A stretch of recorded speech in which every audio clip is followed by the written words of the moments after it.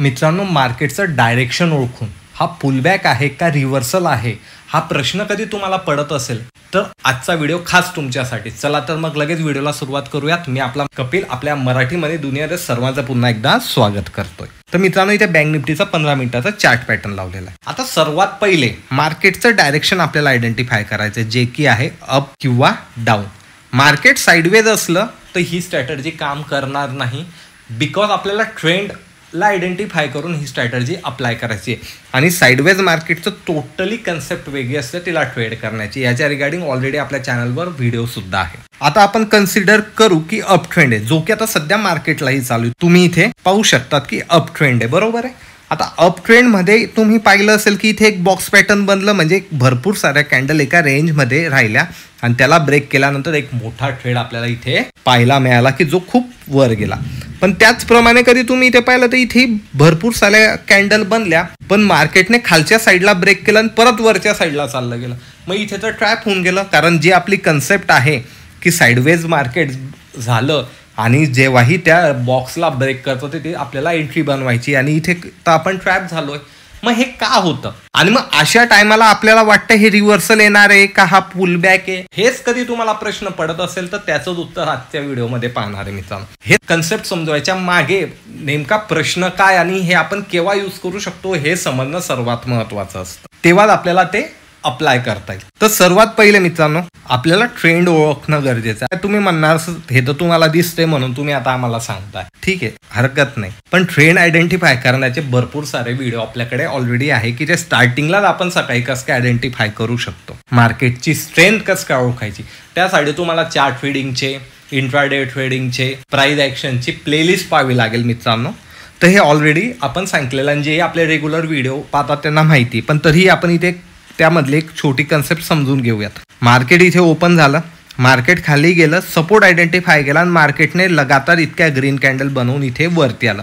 त्यामुळे आपल्याला एक समजलं की इथे मार्केटमध्ये स्ट्रेंथ आहे, म्हणजे मार्केट आजच्या डायरेक्शनमध्ये अप ट्रेंडमध्ये. मग मार्केट साईडवेज झालं. आता तेव्हाही मार्केटचं डायरेक्शन आपल्याला समजलंय आणि त्यानंतर ते साईडवेज होतंय आणि त्यानंतर ते त्या साईडला ब्रेक करतंय. तर इथे आपल्याला जास्ती कन्फर्मेशन घ्यायची गरज नाहीये, कारण ऑलरेडी त्याचं डायरेक्शन अपचं होतं. इथे थोडा वेळ वेट केला आणि परत तो वरच्या साईडला जायला निघाला, म्हणजे तो त्याचा प्रिव्हियस ट्रेंड हा कंटिन्यू करतोय. मग इथे कन्फर्मेशनची गरज आहे का आपल्याला? नाही. पण जेव्हाही आपण रिव्हर्सल ट्रेड करतो ना मित्रांनो, तर आपल्याला इथे 2 ते 3 कन्फर्मेशन घेण्याची गरज आहे, कारण आपण प्रवाहाच्या विरुद्ध जातोय. जेव्हाही प्रवाहाच्या विरुद्ध जातो तेव्हा आपल्याकडे जास्तीत जास्त कन्फर्मेशन असणं कधीही लाभदायक आहे. आणि जेव्हा आपण प्रवाहाच्या दिशेने जातो तर तेव्हा आपल्याला जास्ती कन्फर्मेशन घ्यायची गरज नाहीये.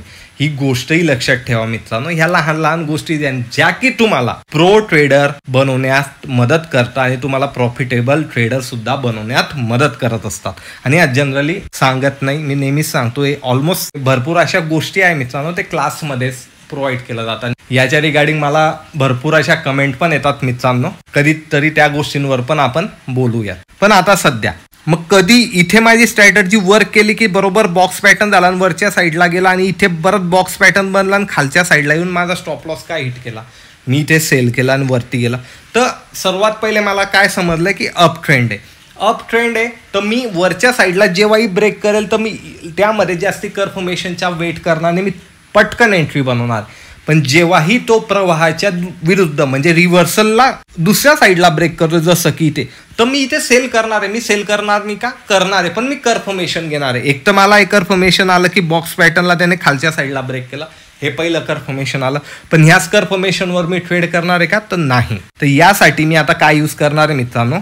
फिबोनाची यूज करणार आहे. फिबोनाशीच्या रिगार्डिंग इन डिटेल व्हिडिओ आपल्याजवळ आणि त्याच्या रिगार्डिंग इन डिटेल स्ट्रॅटर्जीचे सुद्धा व्हिडिओ आहे मित्रांनो, की तुम्ही त्यामध्ये स्ट्रॅटर्जी कसं काय अप्लाय करू शकता. त्याची एक प्रॉपर प्लेलिस्ट आहे, ती तुम्ही जाऊन चेक करा. मी यामध्ये फिबोनाची काय कसं काय लावता येईल, कुठून लावता हे काही सांगणार नाहीये. तुम्ही ते व्हिडिओ पहा, कारण बेसिक नॉलेज असणं खूप गरजेचं आहे. बेसिक नॉलेज राहिलं तरच तुम्हाला कोणतीही गोष्ट वापरण्यात मजा येणार आहे, तिच्यावर विश्वास होणार आहे. तर तुम्ही ते जाऊन व्हिडिओ पहा. मी आता फक्त ही स्ट्रॅटर्जी कशी अप्लाय करायची ते तुम्हाला इथे सांगणार आहे. मी फिबोनाची कुठे लावणार आहे मित्रांनो? हा जो मला हाय पॉईंट मिळालेला इथे, इथून ह्या बॉक्सच्या पॉईंट जवळ मी प्लेस करणार आहे. जसं की तुम्ही पाहू शकता इथे मी एक पॉइंट टाकला आणि माझा दुसरा पॉइंट मी या ठिकाणी प्लेस केला. आता इथे तुम्हाला खूप गडबड दिसत असेल. आता ज्यांनाही फिबोनाची बद्दल माहिती त्यांना माहिती गोल्डन झोन काय 0.5 ते 0.618.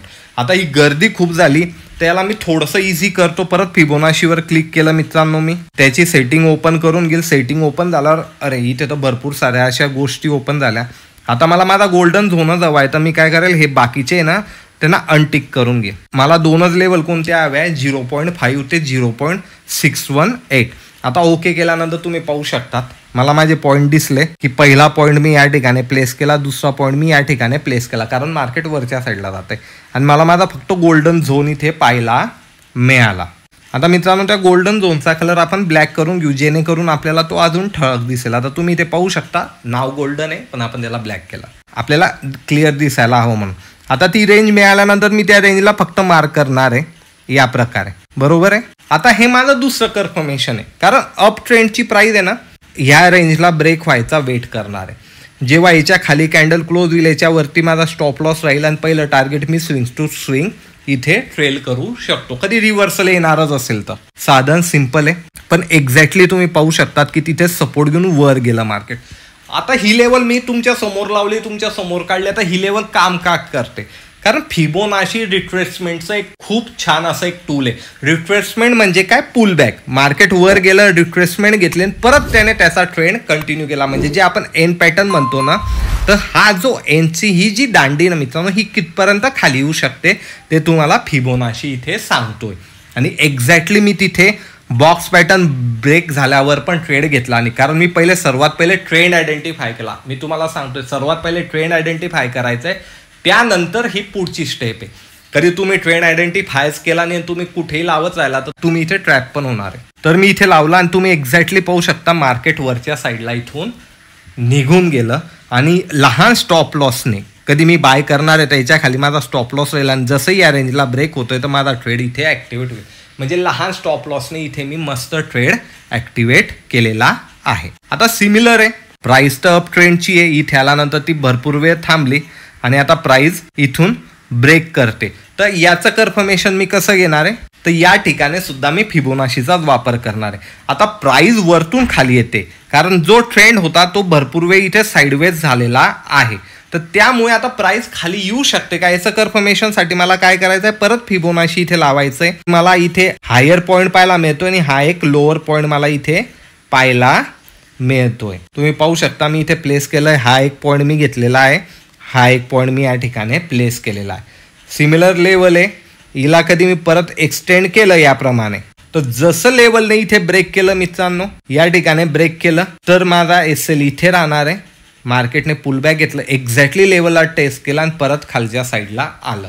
आता इथे मी रिव्हर्सल ट्रेड का आयडेंटिफाय केलाय कारण प्राइस खूप वेळ या ठिकाणी होल्ड करत होती आणि एवढ्या वेळ होल्ड केल्यानंतर तिने त्या रेंजला ब्रेक केलं. रेंजला ब्रेक केल्याबरोबर मी एंट्री करणार आहे का नाही मी सेकंड ओपिनियन घेतलं. का ओपिनियन घेतलं कारण ऑलरेडी प्राइस अप ट्रेंडची आहे त्यामुळे मला घाई गर्दी इथे करायची नाहीये. दुसरं काय जेव्हाही आपण ट्रेंडच्या विरुद्ध ट्रेड घेत असतो मित्रांनो तेव्हा आपला स्टॉप लॉस खूप लहान हवा कारण मार्केट कधी इथून जोरात फिरलं ना तर माझा स्टॉप लॉस इथे हिट होईल आणि मला खूप मोठा लॉस होईल जो की माझा स्टॉप लॉस लॉजिकली याच्यावर हवा पण फिबोनाशीमुळे मला लहान स्टॉप लॉस सुद्धा मिळाला आणि मला एक मस्त ट्रेड सुद्धा पाहायला मिळालं.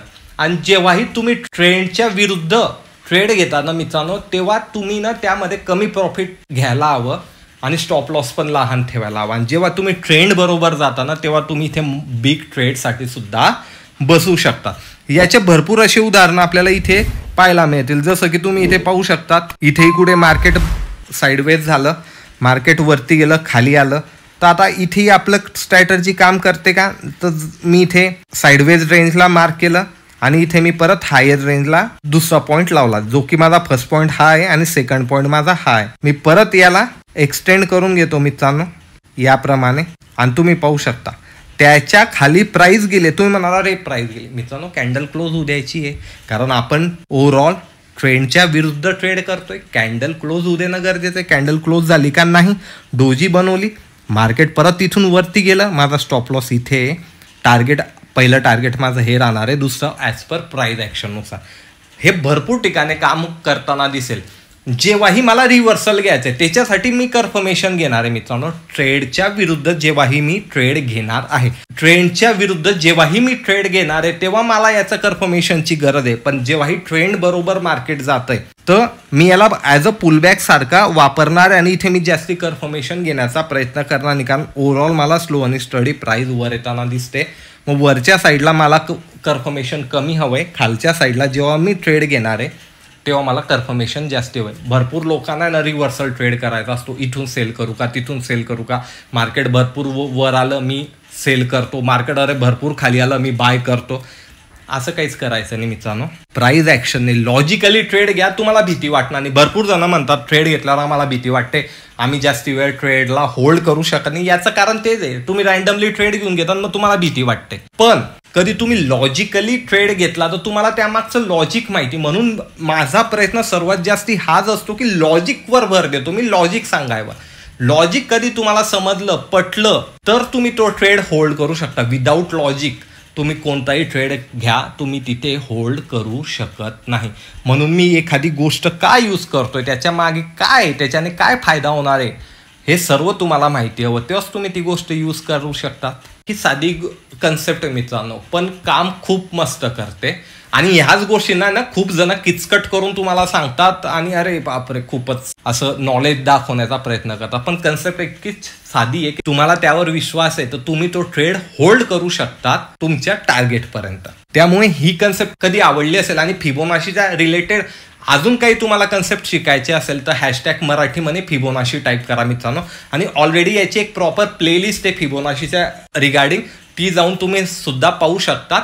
त्यामध्ये इन डिटेल नॉलेज दिलं गेलंय मित्रांनो, तर तेही तुम्ही पाहू शकतात. आणि अशाच प्रकारचं युनिक नॉलेज कुठे मिळणार आहे तुम्हाला माहिती, मराठी मनीवर.